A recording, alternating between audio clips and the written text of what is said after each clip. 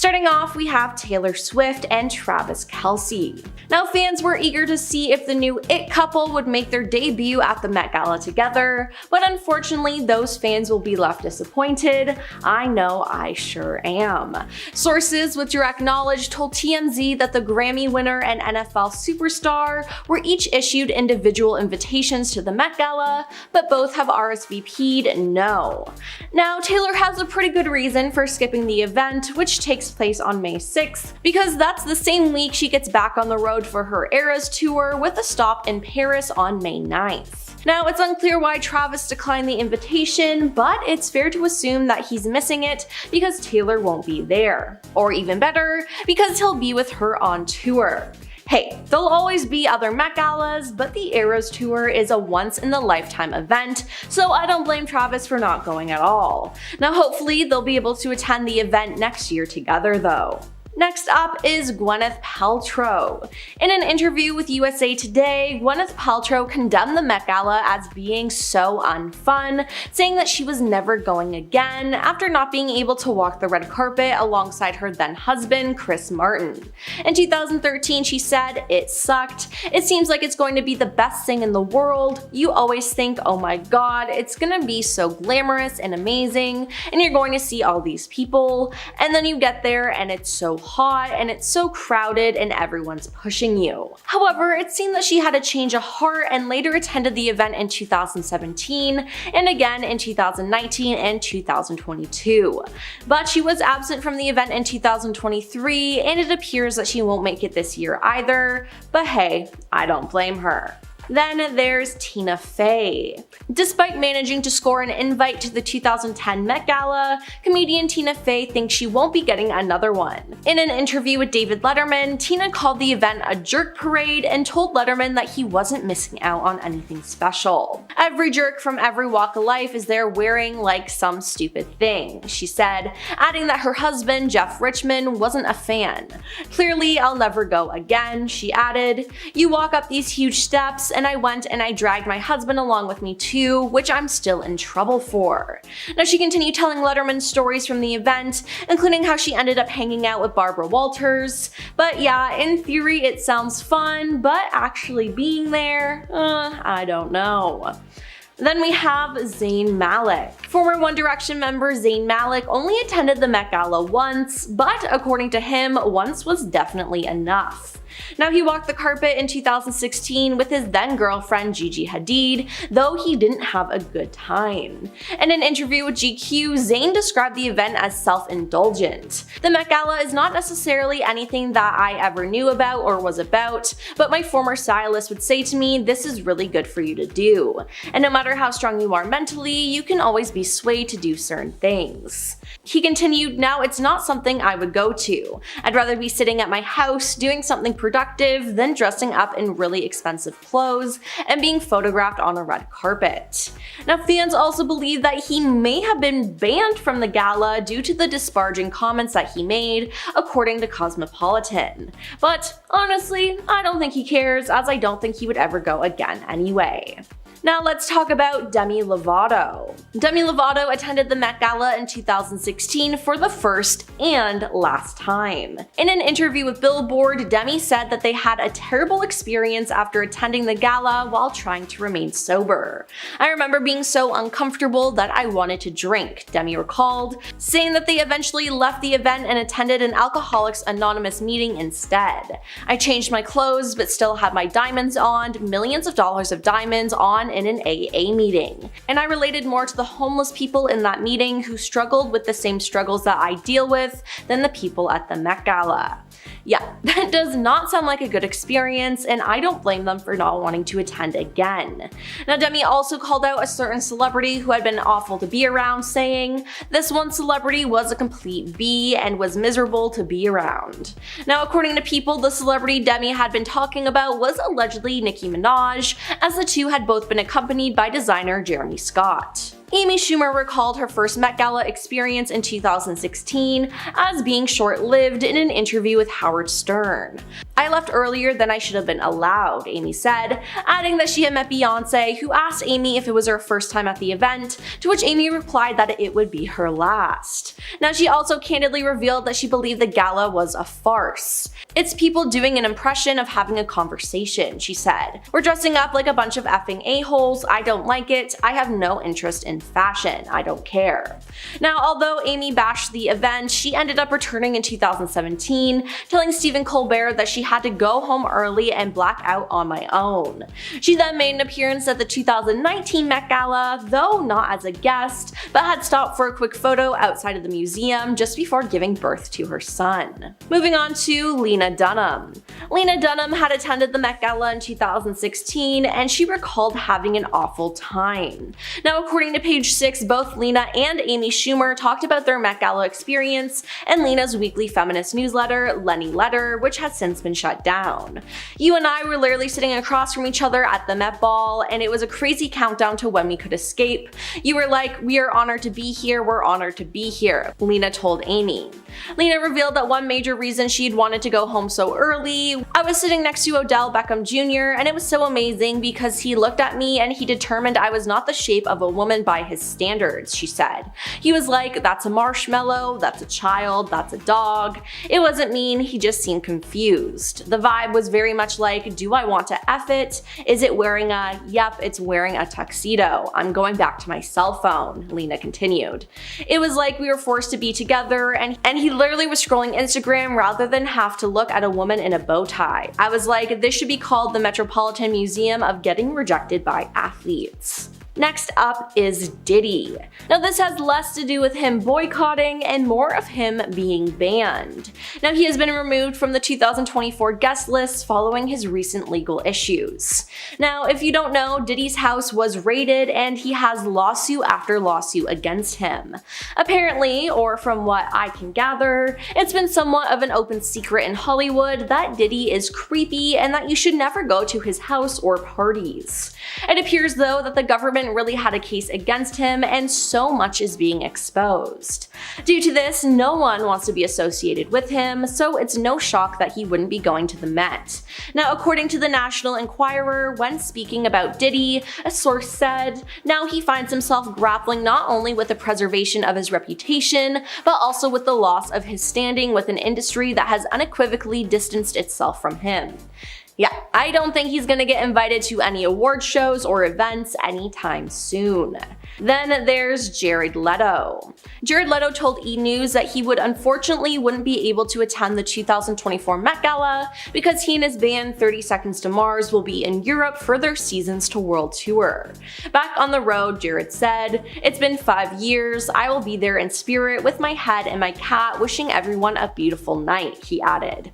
Now, in the past, Jared has had some very memorable fashion moments at the Met Gala, including in 2019 when he carried a replica of his head on the red carpet, and in 2023 when he dressed up as the late Chanel designer Karl Lagerfeld's beloved cat, Choupette. Now, I feel like people, especially some of the men, don't think outside the box like Jared does when it comes to his looks, so I'm sure he'll be missed dearly this year. And lastly, we have Billy Porter. Billy Porter will not be attending the Met Gala on Monday, May 6th to grieve his mother, who died in February. "I just lost my mom," Billy told E! News at the Time 100 Gala on Thursday, April 25th. "I have to take care of myself, so I'm doing that, and that means not going to the party sometimes." Fans of the Met know the time and consideration it takes to pull together a look, with most attendees spending months creating their red carpet ensembles. Now, Billy noted that he can't do everything and that he needs a break, joking, "Daddy's tired." Now, Billy publicly announced the news of his mother's death at age 79 in a joint statement with his sister. "We were right beside her when she took her last breath, wrapped in our arms," the siblings wrote via Instagram on February 29th. "Mommy lived life to the fullest despite physical limitations pressed upon her. She was the personification of true Christianity, and her unconditional love is a template that the world could benefit from employing." Now, their statement continued with, "Her example is what we continue to strive for." Now, Billy has become a fixture at the Met Gala thanks to his lavish looks year after year, but it is completely understandable why he won't be attending this year.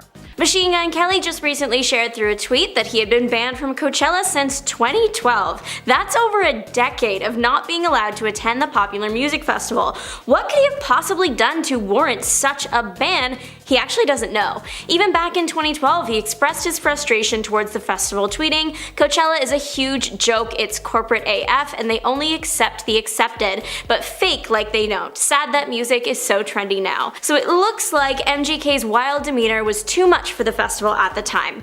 Coachella may have also been worried about people's safety at the event. MGK is known for riling up his fanbase and generally causing chaos.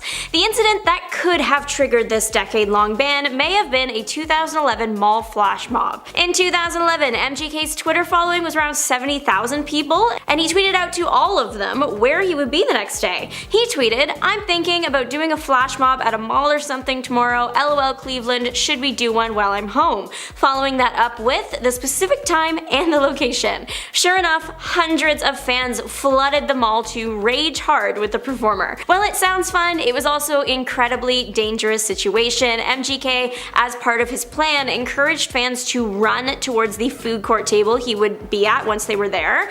There were more people there than the mall was able to handle, and imagine a large crowd running at such a small location at once. It was a pretty dangerous situation. MGK was arrested at this event and put in a holding cell. While we have no idea if this was the exact event that caused the ban, it's the most plausible answer. Coachella is known for large crowds of people who might not always be in a conscious state of mind. Having a performer that might call for people to start running to the stage or just generally causing chaos might have caused potential safety risks the festival just wasn't willing to take.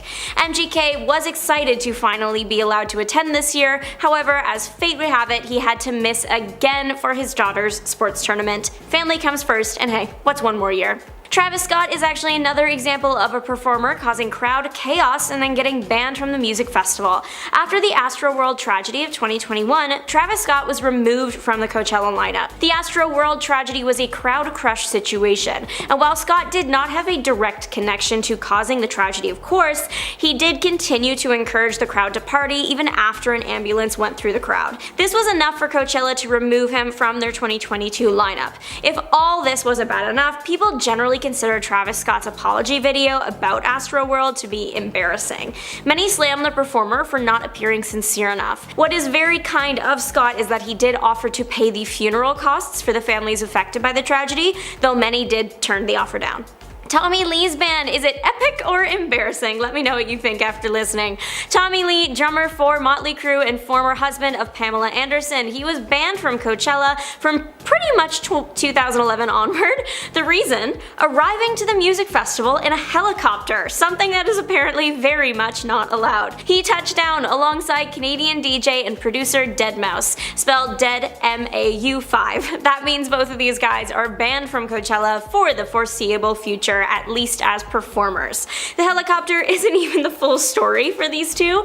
Apparently, in addition to the helicopter, there was a minivan on the scene that burst into flames, and also knives from somewhere. Just a lot of dangerous things rolled up into one chaotic scene. This was all revealed in a video posted to Mouse's YouTube in a series where he takes famous friends for coffee and they talk about their lives and share fun stories. About the Coachella ban, Lee and Mouse also joked that maybe the person that got them banned or had a hand in making it happen was a Coachella promoter, and that the promoter hated them after it and maybe even before it. Towards the end of the pair discussing this topic, it was declared that Motley Crue would never play Coachella. Here's the thing, Australian singer Conrad Swell was banned from Coachella, and he doesn't know exactly why it happened. What makes the situation embarrassing is he got banned pretty much right after meeting his celebrity crush, like right after. In 2016, Swell was at Coachella not as a performer but just there for the vibe, to enjoy some good music. While he was there, he spotted his celebrity crush from when he was a teenager. Mishka Barton, known for her role as Marissa Cooper on The OC. Swell had actually written a song for Barton Barton when he was younger, featuring lyrics like, "I wanna hold your hand because I'm your biggest fan." Barton did end up hearing the song a little while later and thought it was cute, but back to Coachella. Swell, while in a radio interview, showed the picture he took with Barton in 2016 to the hosts of the interview before saying, "That was when I got banned from Coachella for the first time ever." It suggested that he was removed from the event that year shortly after the photo was taken. The radio host was quick to press for details, but all Conrad Swell would give is, "That's a different story." Can't imagine meeting your celebrity crush and then immediately getting removed from the premises. I don't know, that's embarrassing to me. Swell wasn't gone for long though. His ban seemed to only be for a couple years. He returned to play the festival in 2018 as part of the set for Kygo, a Norwegian DJ. In 2018, Marilyn Manson confirmed using a tweet that he had previously been banned from the Popular Music Festival. Manson tweeted, "I never thought I would play at a festival I was banned from, but I was invited to join the stage with X Japan. You don't want to miss this one." It hasn't been released what the exact reason for the ban was, but Manson as a person is incredibly controversial, having said racially inappropriate things, acting in an inappropriate manner towards those that he works with and works for him, and his ties to satanic practices. The festival might not have banned him for one specific story, but banned him overall as a precaution. Kate Bush might not have been placed on an official ban list, but the festival had allegedly said she would be too weird to play the festival, and that is almost the same as permanently banning her. These comments were said back in 2017, so it's unclear if the attitude has shifted after Stranger Things brought Kate Bush's music to a younger generation and repopularized the singer. Still, even before Running Up That Hill became 2022's Song of the Summer, Kate Bush was a music icon and a stellar performer. The comment in question, "No one is going to understand it." It's definitely an interesting take when referring to a widely loved performer. Not sure that would matter much. Shortly after the Coachella owner's comments reached the headlines, Bush weighed in and actually agreed with him. Music sets for Coachella are usually pretty scaled back performances, and Bush is known for going all out, so it just wouldn't have worked. Popular American band 21 Pilots have banned themselves from Coachella. The band spoke out about their apparently serious dislike for the Popular Music Festival at another one, the Firefly Music Festival. They actually didn't even just speak about it, they made a full-on video. Before the 21 Pilots set even started at the festival in 2017, they played a video on screen featuring a giant monster attacking Coachella and knocking around a Coachella sign. If that wasn't clear enough for you though, lead singer Tyler Joseph does a whole speech clarifying that it's not that they don't like Coachella, it's just that they can't stand it. They prefer the Firefly Festival where they were performing, if you were wondering. This very public rant is probably the reason why 21 Pilots and Coachella won't mix. The festival probably never will ask now, and even if they did, the band would never say yes. Alex Turner, lead singer for the Arctic Monkeys, and Miles Kane, solo artist and part of the Last Shadow Puppets, shared the stage and a kiss at Coachella 2016, something the festival was not too fond of, it seems. Apparently, while the kiss happened, the camera was quick to pan away, something that doesn't usually happen with a kiss between a heterosexual couple. Take Madonna and Drake from 2015 for example. This is less embarrassing for Alex and Miles and more embarrassing on the festival's part. A clip from the performance went viral on TikTok last year, garnering thousands of comments. Some social media users pointed out some reasons for the lack of camera coverage. One claimed that it might have something to do with one of Coachella's owners donating to anti-LGBTQ+ legislation. Another pointing out the same treatment is given to other LGBTQ+ bands like Boy Genius. Though it's not been confirmed if the pair were actually banned or just stayed away by their own decision, it's a suspicious situation. Sly Stone's embarrassing set from 2010 has gone down in Coachella history.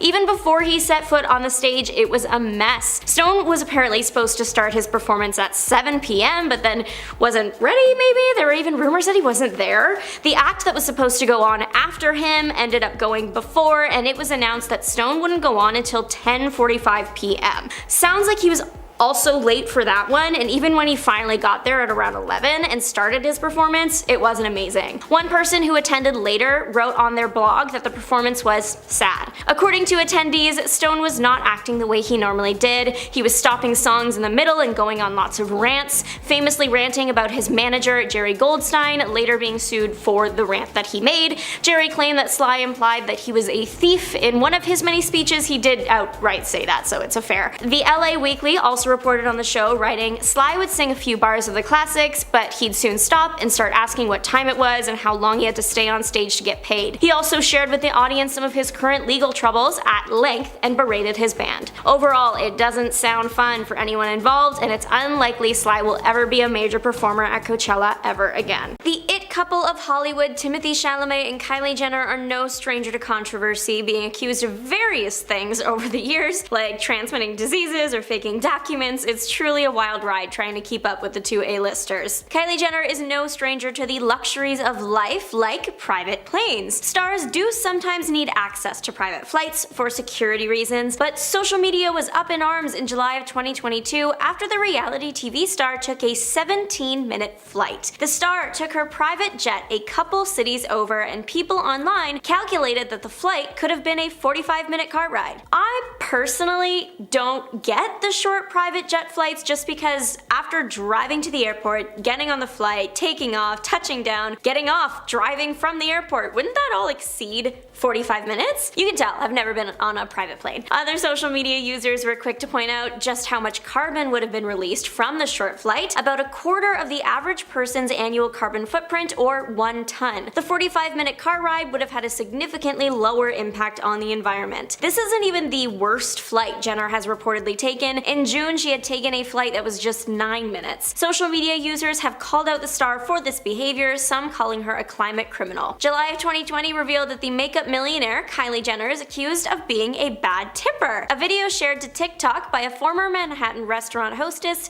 details her opinions on different A-listers she met while working at the restaurant. The video features names like Hailey Bieber and the Hadid sisters, both talked about in positive light. Jenner, unfortunately, did not receive the same treatment. The hostess clarified that the reality TV star's behavior wasn't an issue, saying that she was fine. It was the bill at the end. The former hostess claimed that Jenner tipped $20 on a $500 bill. The former hostess ended her bit about Jenner saying, "Do with that what you will," and rated the star as a 2 out of 10 guest. This did cause some controversy online, some people agreeing that Kylie should have tipped more, around 20% instead of 4%. That would have been about a $100 tip. Others are saying that maybe the service wasn't great and $20 isn't that bad. Let me know your thoughts on the situation in the comments. Timothée Chalamet's fan base had a meltdown after videos of him smoking at the Beyonce concert he attended with Kylie went viral. The elusive Hollywood couple makes few public appearances together, so all eyes were on them at Beyonce's September 4th concert last year. Most of what was seen was just kisses and cuddles, but one particular Timothée action had fans clutching their pearls, but for good reason though. Timothée is seen in a video from the event smoking. This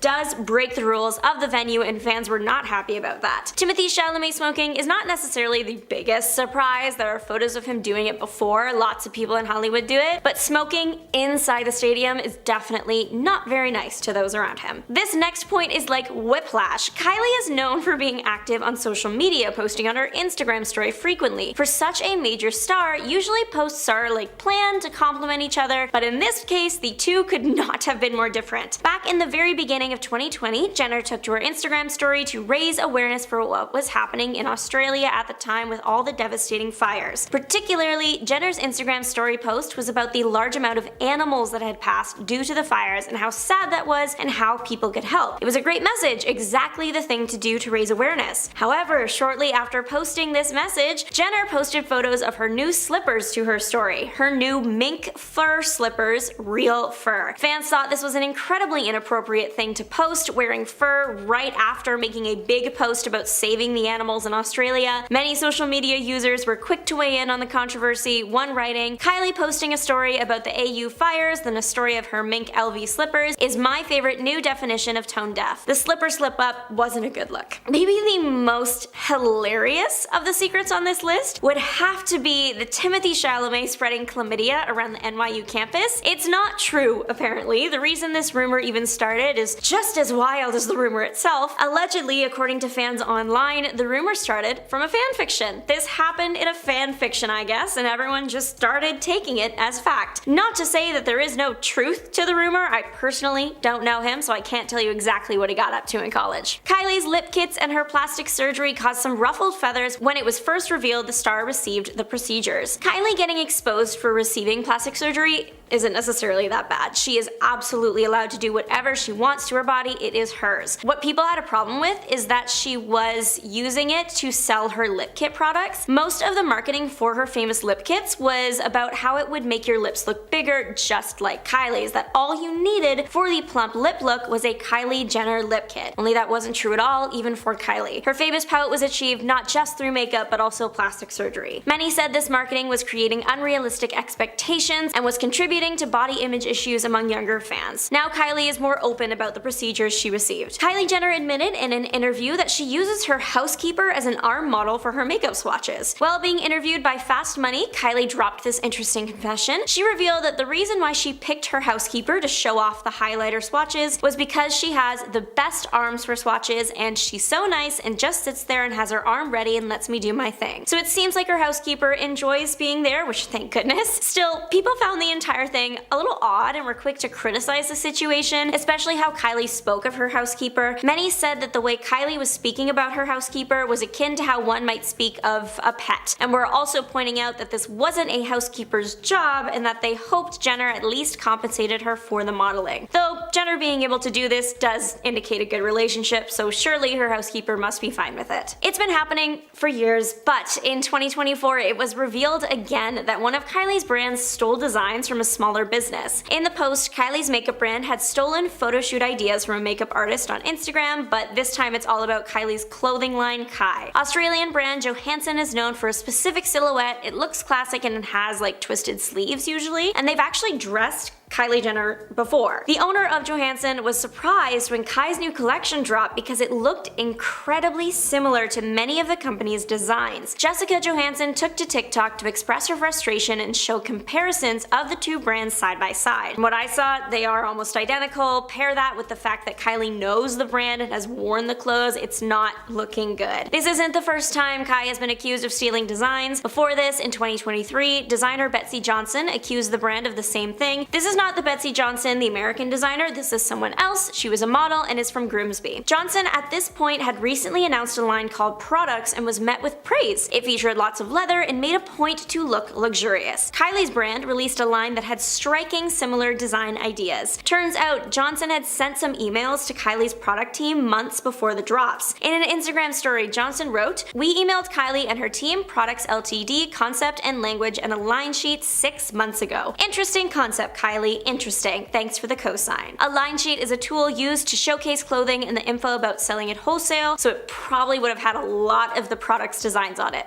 Not a good look. The summer of 2020 was the backdrop for the shocking accusation that Kendall and Kylie didn't pay their workers. Claims were made against the sisters' shared brand, Kendall and Kylie, that they weren't compensating workers in Bangladesh for their work. The alleged reason why was the COVID-19 pandemic. An article from Remake was published in June of 2020, and it was the first to bring this claim to light. Here's the thing, were Kendall and Kylie directly responsible for paying the workers? Technically no. Everything went through the company they were working with, Global Brands Group. So the claim was actually against them. The claim was that they refused to pay its garment suppliers for orders produced in February and March following a drop in sales caused by the coronavirus pandemic. The sisters did address the claims publicly in a statement on Instagram, writing, "We would like to address the unfortunate and incorrect rumor that Global Brands Group owns the Kendall and Kylie brand and that we have neglected to pay factory workers in Bangladesh as a result of the COVID-19 pandemic. This is untrue. The Kendall and Kylie brand is owned by 3072541 Canada Inc., not GBG. The brand has worked with CAA GBG in the past in a sales and business development capacity only, but we do not currently have any relationship at all with GBG. So though they had been affiliated in the past, it was not the case anymore, and it was an unfortunate accident that the sisters were brought into the conversation. Kylie Jenner made history and truly became King Kylie when she was crowned Forbes' youngest self-made billionaire ever at age 21. It came out towards the end of 2020 that allegedly false tax returns had been used to prove Kylie's billionaire status. So she wasn't actually a billionaire, still very, very, very rich, just not a billionaire. She was close to almost there. Her updated net worth at the time when Forbes revoked the title was just under $900 million. A report was published in the magazine after they had realized that they had been lied to. The report accused Kylie's mom, Kris Jenner, of being a key player in the falsehood. In the report, Forbes said, Kylie's business is significantly smaller and less profitable than the family has spent years leading the cosmetics industry and media outlets, including Forbes, to believe. The magazine did go on to clarify some things, saying, while we can't prove that those documents were fake, though it's likely, it's clear that Kylie's camp has been lying. Today, Kylie Jenner's net worth is estimated to be about $700 million. The only member of the family with $1 billion net worth right now is Kim Kardashian with a net worth of around $1.7 billion. Coachella performances this year have been a mess across the board. We'll get to the big one at the end, but Grimes is unfortunately another victim of this. Grimes produces music in the lo-fi, R&B, and dance pop genres. Great choice for the festival. The tech for the festival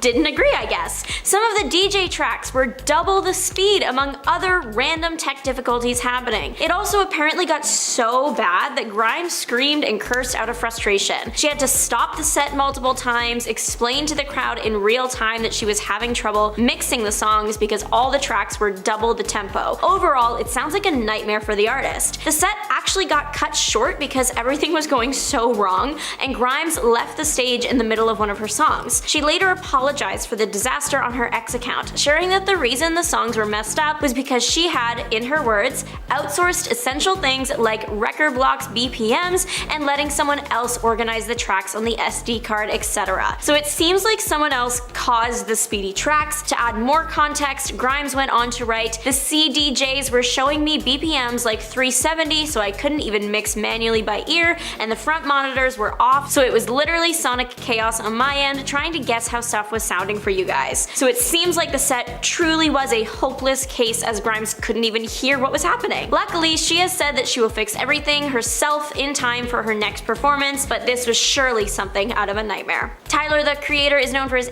animated stage presence and out-of-pocket remarks, never shying away from anything, not even at America's biggest music festival. This edition was Tyler, the Creator, addressing a friend's past affections for him. The friend was Jared Carmichael. Jared has recently revealed he used to have a crush on Tyler and that Tyler didn't reciprocate the feelings. Tyler acknowledged this on the Coachella stage, saying, I'm guessing y'all got TikTok and probably seen my homie on camera. I looked terrible. So it seems even long after everything went down, Tyler, the Creator, is still not into it. Jared did express in an interview with Esquire that he appreciated that Tyler was willing to have a conversation with him about his crush in the first place. Who knows if he expected this to be brought up on such a big stage though. Nelly Furtado has left it all on the stage, including her own red stuff. The singer of hits like Eat Your Man was giving an incredible and energetic performance, and it seems that was her literal downfall. She had a nasty fall on stage, though she did get up and finished the set with plenty of energy. She later posted a photo of a pretty busted up finger with some lines of red running down the side. It looked pretty painful, so it definitely speaks to her professionalism and love for her work that she was able to just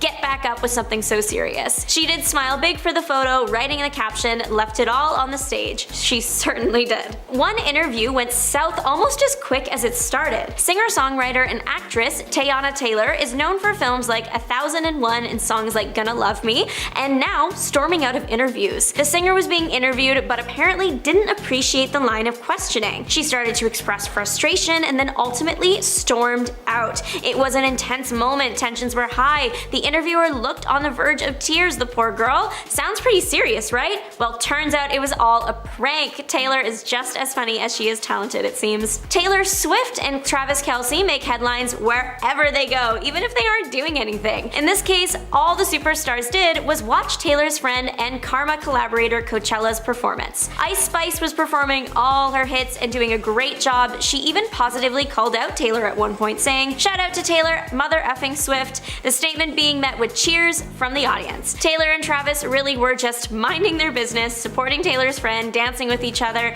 and yet phones that should have been pointed towards the stage were directed at Taylor. It must be so awkward knowing that just your presence is distracting from your friend's performance. It must also feel awkward just having a bunch of phone cameras filming you flash on. Yet the international superstar handled it well, keeping her eyes on the stage and supporting her friend. Let's spice things up. JoJo Siwa's radical shift has been the internet's favorite topic for the past couple weeks. In case you missed it or you have been on a month-long vacation with no internet access, JoJo Siwa has gone from rainbow rhinestones to black rhinestones. She is undergoing a shift in her brand. She wants to be seen as more adult to match her new song, Karma. The opening lyrics of the song, I Was a Bad Girl, didn't fit with JoJo's old persona, her words, and so she needed to update her look to sing the song. The most recognizable look from this new era of JoJo would have to be the look she wore to the iHeartRadio Awards 2024 that was also the costume from her Karma music video. This is the one where she looks like she's going on tour with Kiss. Everyone's been trolling her for the better part of a week. She claims she's made the most major image shift of her generation. But many people online are pointing out that she just went from color sparkles to black sparkles, and that the core of what people know JoJo's brand to be is still the same. JoJo did an interview in the Karma Fit while at the iHeart Awards, and it went viral very fast. It is being parodied on all corners of the internet. JoJo was asked who her dream guest would be on her podcast, to which she responded, "Let's spice things up, one of my exes." The internet took the outfit and the comment and the voice and ran with it, and there is a high chance that if you have scrolled your For You page in the last week, you have been hit with this embarrassing moment. Barbie was a mega hit, the message of the film resounding with women and men all over the world, but Joe Coy seemed to have missed the message entirely if his embarrassing Golden Globes joke is any indicator. One of the many messages in the Barbie movie was about Barbie being more than a doll, more than just a woman's body parts. That seemed to have gone right over Joe's head. Last summer was the summer of Barbenheimer. Barbie and Oppenheimer, both amazing films, were coming out at the same time, and then because of that, they are pit against each other and have been ever since. Joe Coy continued this trend, but in a more disrespectful way. He praised the source material from Oppenheimer, talking about how it was a Pulitzer Prize winning book, but his comments about Barbie, based on a doll with big boobs, that's it. Clearly patronizing the success of the film that so many people have expressed meant something to them and spoke accurately of the issues women and men face in society. The joke fell so flat you could feel the awkward tension from the comfort of your living room. An uninterested crowd is a performer's worst nightmare. Blur, unfortunately, got to experience that at Coachella this weekend. The English rock band were performing their many hits at the festival, and yet the crowd seemed like they would rather be anywhere else. The band apparently tried engaging with the crowd multiple times, tried to bring up the energy, but no one was into it. Sometimes they were even met with silence. At one point, it got to be too much, and the lead singer, Damon Albarn, addressed the bad vibes, saying, "You're never seeing us again, so you might as well effing sing it." I imagine the feeling of being in that crowd would have been like getting scolded by a teacher. I'm glad I wasn't there. Fans of the band online were quick to comment on the situation. One fan writing, "I'm convinced Coachella has the worst vibes and people possible. It's Blur, show some respect." Others pointing out that maybe the audience was younger and not as familiar with the pop band as they were not from America. Still, if you're going to see a band, even if you don't know them that well, if they're trying to bring up the energy, give them something. Opening monologues seem to be a tough thing to put together. Shortly after the failed Golden Globes opening, we got Jimmy Kimmel's Oscar disaster. Not everything was bad, and we will get to that in a second, but there were a couple jokes in there that were the cutest. One that stands out was when Kimmel joked about Robert Downey Jr.'s past substance issues, something that RDJ has been very clear he doesn't like talking about. His face after Like Taylor's didn't look too pleased. There was also a moment where Kimmel made a joke about poor things that Emma Stone looked like she didn't appreciate. So yes, Jimmy Kimmel has had his share of fails in that opening piece.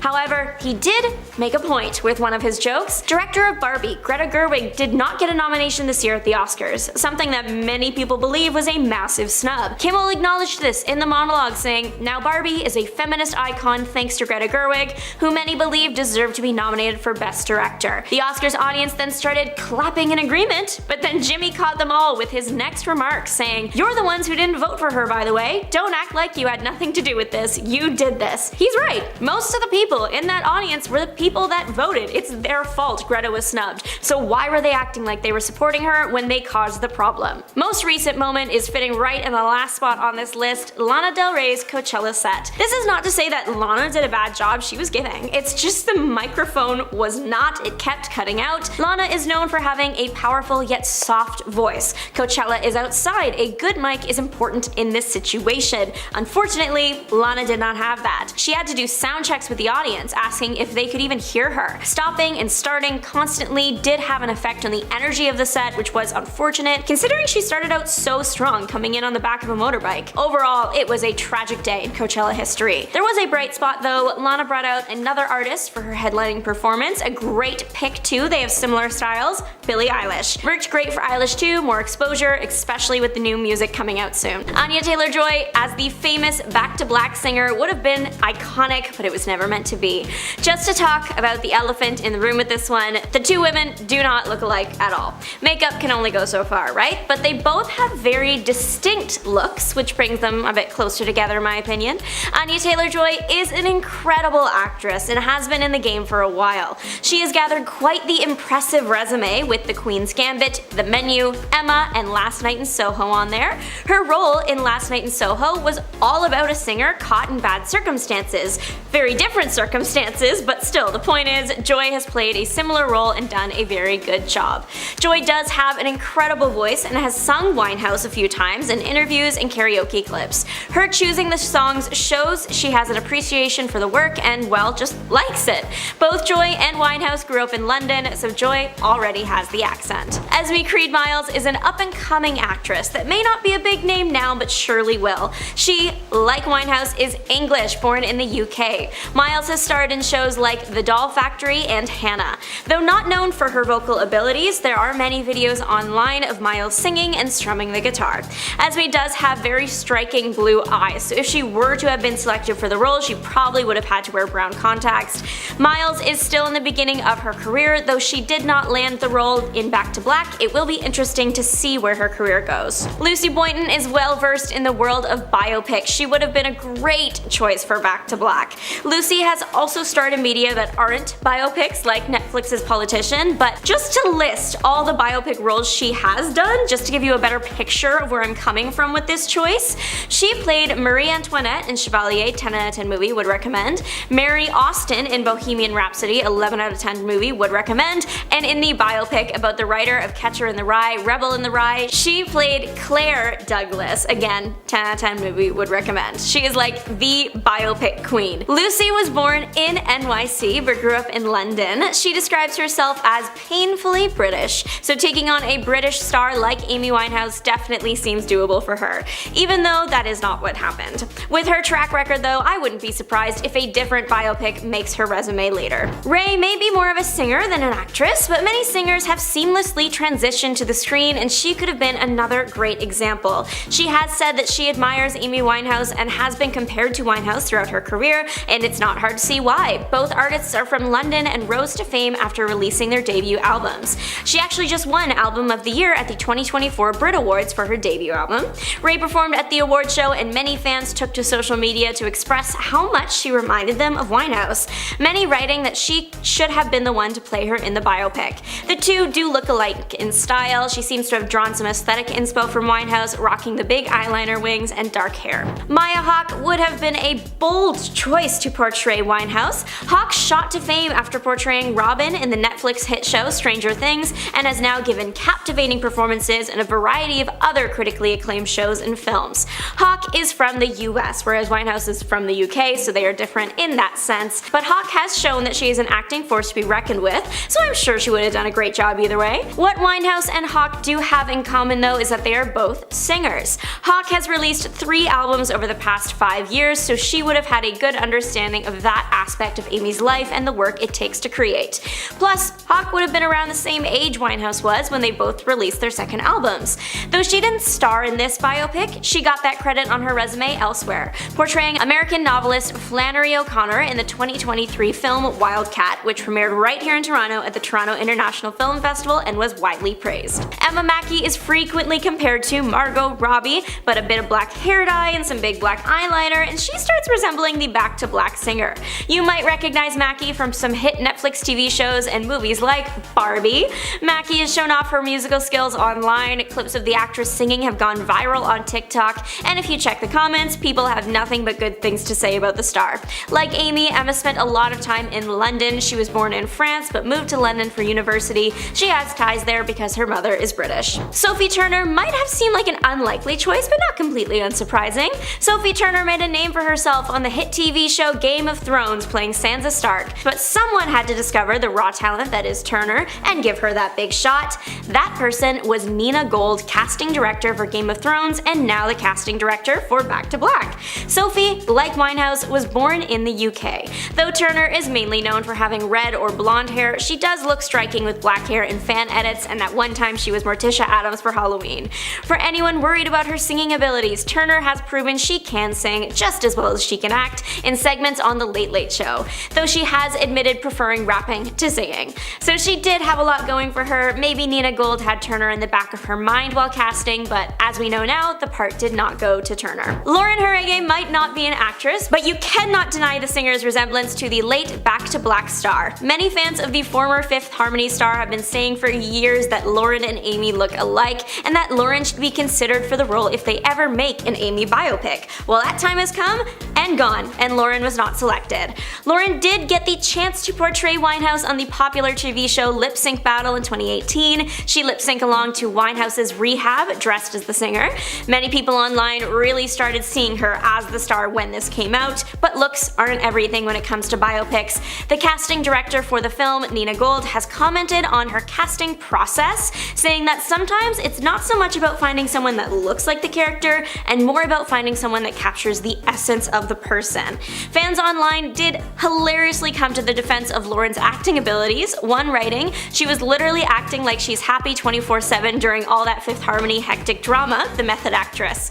What is interesting to note, so Lauren went on the Zach Sang show and revealed that her team actually did receive calls about her playing Amy, but casting really wanted someone who was authentically British, Lauren explained. So her being American may have actually cost her the part. Millie Bobby Brown has expressed interest in playing Amy Winehouse in the past. A then 16-year-old Millie sat down for an interview with Netflix Latino America and dropped that she would be interested in taking on the role of Winehouse should a biopic get made, as she loves her music. In the interview, Brown said, "Amy Winehouse I personally think is like an icon to R&B, blues, and basically the whole culture of music. I just love her music and I was really impacted by her whole story, and so I always say that I would love to play her." Hey, with fan-edited images of Millie with black hair found online, she kinda looks like her. Millie has showcased her love for Winehouse's music, performing different variations of songs on The Tonight Show with Jimmy Fallon, and even posting videos of covers on her social media. Millie has been a fan for years. While on The Tonight Show, Jimmy Fallon played a clip of a very young Brown performing Valerie for the camera. Though Bobby Brown is British like Amy, which is something that they were looking for, she might have lost the role for a different reason. Winehouse's father, Mitch, revealed in an interview with Paul Dannon that the casting team was looking for an unknown actress. He said they were searching for an unknown actress, ideally a Jewish girl from North or East London who looks a bit like Amy and talks like Amy. Millie Bobby Brown was definitely not an unknown actress, so her undeniable star power may have been the reason she lost out on the role in the end. Lady Gaga was a name thrown into the mix by fans on social media. It's not totally random. The singer turned actress has actually expressed interest in Amy Winehouse as a person and the possibility of playing her. Back in 2011, Lady Gaga sat down for an interview with Omaha 94.1, a US radio station. This was just after Winehouse had passed. Gaga had been asked about it and replied with, "It's really devastating, and I think it's a lesson to the world. Don't kill the superstar, take care of her, take care of her soul." At this point, Gaga was a very, very famous woman, at age 25 a household name, but that wasn't always the case, of course. When Winehouse was rising to fame, no one even knew who Lady Gaga was, something Gaga is aware of and also commented on. She said, "I was nobody when she was first coming out. I have really dark hair, and all the time on the street people would go, 'Amy,' and they would go, 'Back to Black.' They'd scream at me." So it seems like people have been comparing the physical features of Gaga and Winehouse for over a decade now. At that point in time, Gaga had yet to step into the film world, but an inside source claimed that she had wanted to, and that she believed playing Amy Winehouse would be an amazing introduction. Obviously, we know now that that didn't happen. Gaga's film debut was A Star Is Born, but she was on the miniseries American Horror Story Hotel before that. Even back in 2011, before either of those projects, there's evidence to support that Gaga could have handled the role. Not only did the two stars physically resemble each other, they were both known for their big personalities and unique voices, plus Gaga actually grew up acting. Gaga wasn't the choice this time around, but maybe in another life. Now, the biggest question people have on their mind is, did he do it? On the night of June 12, 1994, OJ's ex-wife Nicole Brown Simpson and her friend Ronald Goldman were stabbed to death outside her condominium in Los Angeles. Now, OJ Simpson quickly became the prime suspect. OJ was formally arraigned on July 22, 1994, entering a plea of not guilty. The trial began on January 24, 1995. The Los Angeles District Attorney's Office, led by Marcia Clark and Christopher Darden, emphasized that OJ physically mistreated Nicole prior to and after the Simpsons' 1992 divorce as a motive. Robert Kardashian, who was also Simpson's longtime friend, defended him in court, and Johnny Cochran later became the defense team's lead attorney. Now, the Simpson defense was based largely on the grounds that evidence had been mishandled and that many members of the Los Angeles Police Department were racist, particularly Mark Furlman, a detective who allegedly found a bloody leather glove at Simpson's home. The defense team argued that the glove could not have been OJ's because it appeared too small for his hand when he tried it on in the courtroom. In addition to the glove, the defense claimed that other important evidence had been planted by the police to frame him. Now, during the trial, which lasted more than 8 months, some 150 witnesses testified, though OJ did not take the stand. On October 2, 1995, the jury finally began deliberating and reached a verdict in less than 4 hours. On October 3rd, OJ was found not guilty of the deaths of Nicole Brown Simpson and Ronald Goldman. But that doesn't mean he got off the hook. Although he was acquitted in the criminal case, he was also sued by the victims' families for wrongful death, and the civil trial began in October 1996. Less than 4 months later, that jury found him responsible for the deaths of Nicole and Ronald and awarded their families $33.5 million in charges. Now, that to me just screams that he did it.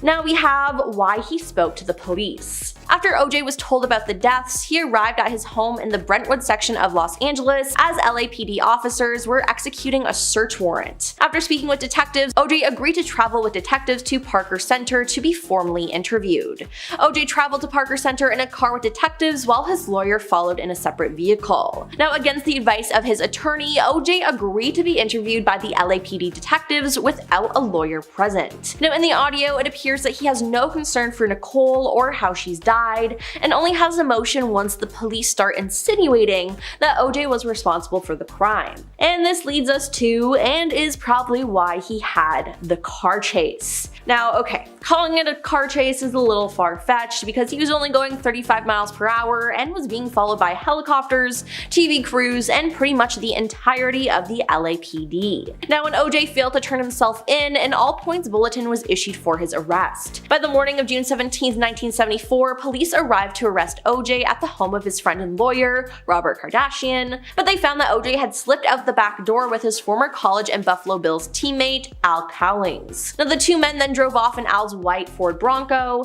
and after a news conference, the LAPD officially declared the former football star a fugitive, where his lawyer, Howard Shapiro, announced that OJ was so distraught he might take his own life.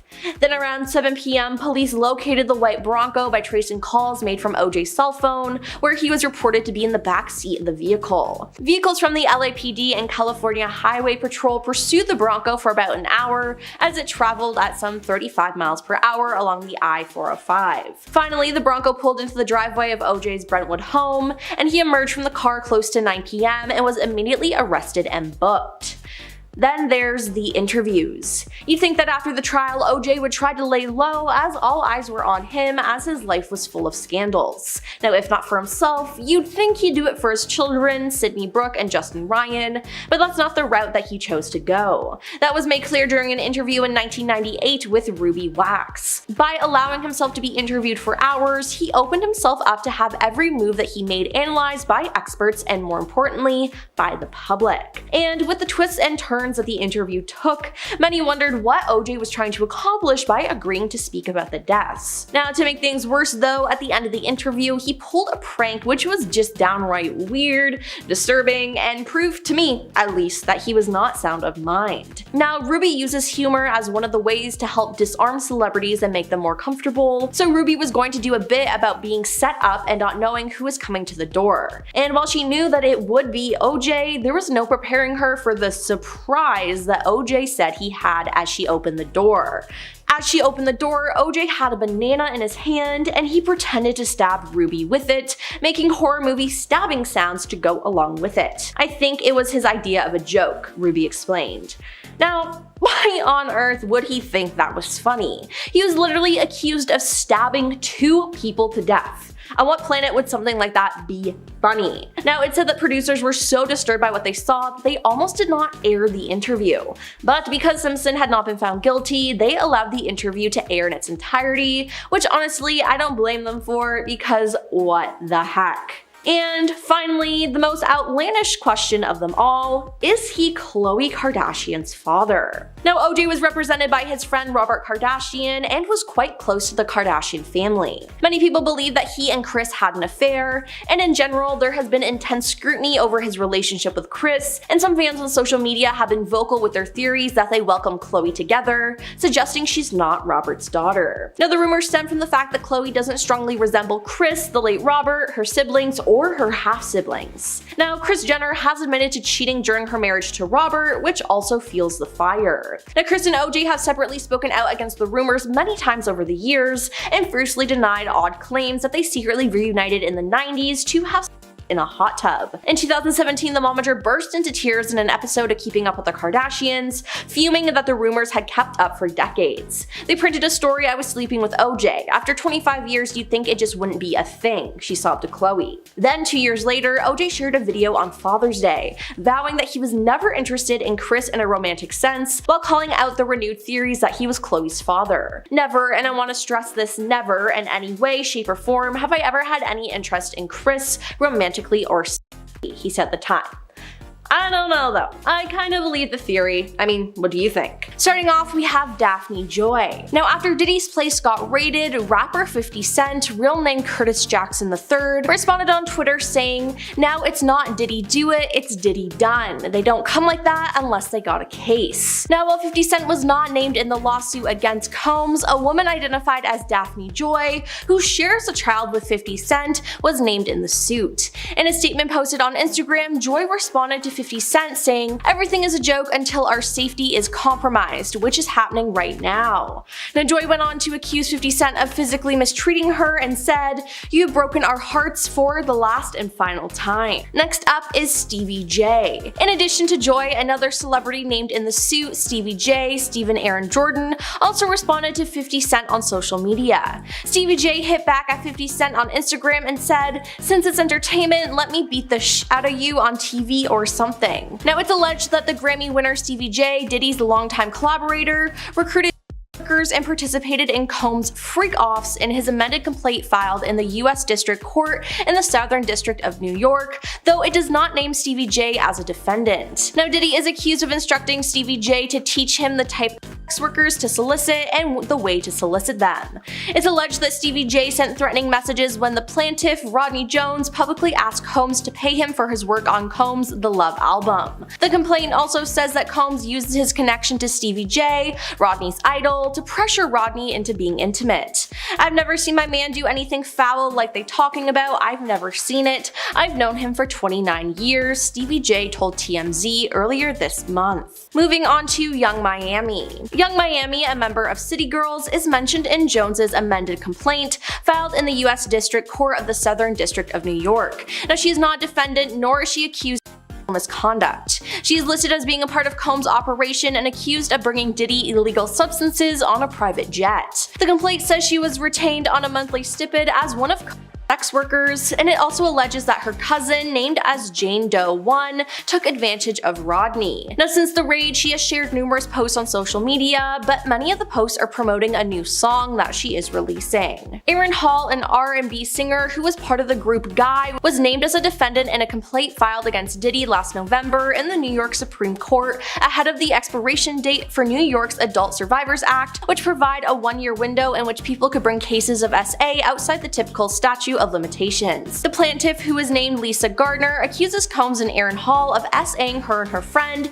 in Aaron's apartment after a music industry event hosted by MCA Records in 1990. She says Combs coerced her into being intimate with him and that afterward, Aaron barged into the room, pinned her down, and forced her to be intimate with him too. The plaintiff also alleges that Combs found her at her home and choked her until she passed out, as he was worried his girlfriend would find out about the incident, the complaint says. Now let's talk about Cuba Gooding Gooding Jr. An amended complaint filed in March in the U.S. District Court of Southern District, New York by Rodney Jones lists Cuba Gooding Jr. as a defendant. Now, Rodney accuses Cuba of harassment and SA. Specifically, Rodney accuses Combs of grooming him to pass him off to Cuba. Now, the two were left alone in a makeshift studio on a yacht rented by Combs, according to the complaint.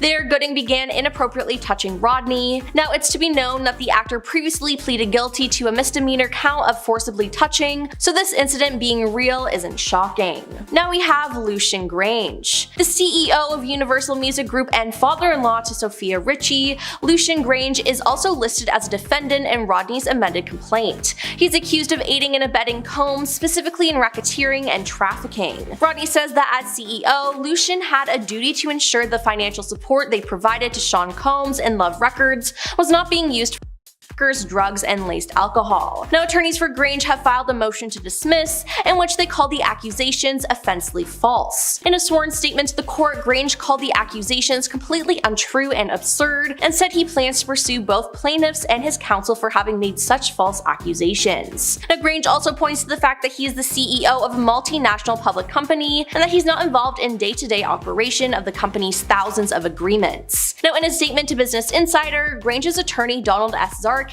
called the complaint offensively reckless. The plaintiff has now attempted to amend his claims against Sir Lucian, removing the original set of outrageous falsehoods related to Sir Lucian, replacing them with wholly contradictory new falsehoods that are equally absurd, he said. Not only will we demonstrate the offensive falsity of these claims, but we will seek recovery of every penny of cost and damage caused by their assertion. Moving on to Justin Dior Combs. Justin Dior Combs, Diddy's 30-year-old son, is a defendant in Rodney's amended complaint. In a wide-range list of allegations, Rodney accuses Justin Combs of soliciting as well as engaging in freak-offs. He also says the younger and older Combs were the only two people present in the room when G, a friend of his, was shot at a recording studio, implying that one of them shot G. Now, Justin Combs was at Diddy's Los Angeles home when it was raided by feds and was seen handcuffed on the lawn outside, though he was not arrested. Justin Combs' lawyer said that the complaint was utterly bonkers on his radio show Beyond the Legal Limit.